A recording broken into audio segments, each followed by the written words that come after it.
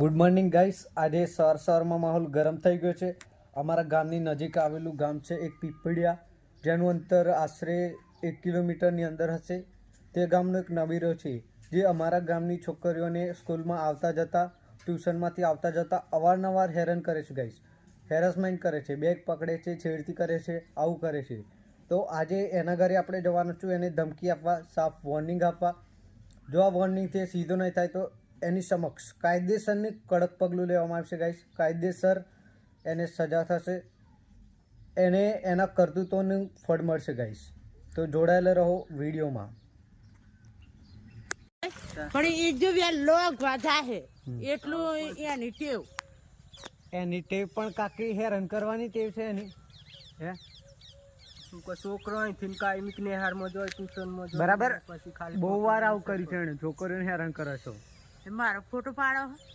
Video બને. હા, કેમ તમે બીજું બોલો તો અમારા જોડે શું સબૂત? તમે એક મહિલા છો, બરાબર? આવા સંસ્કાર આપ્યા છે એને.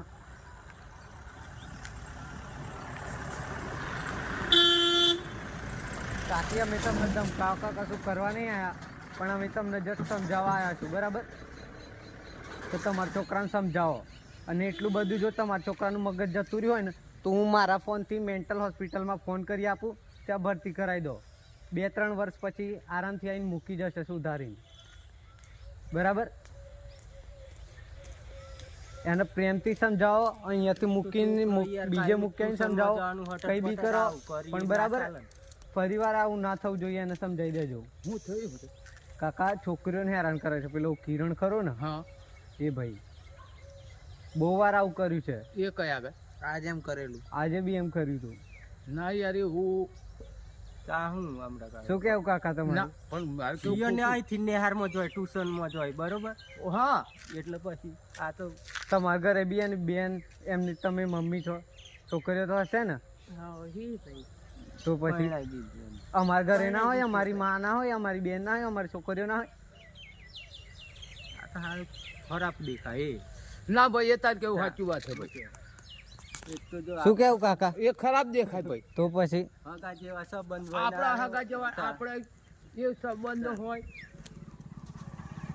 જો આમ ના તો ફરીવાર એવું કરશે ને તો 181 બોલાવીને સેન્ટ્રલ પોલીસ ઓફિસે મૂકી આવશું, બરાબર? પછી ત્યાંથી પાછો આવવાની કોઈ ગેરંટી નહીં.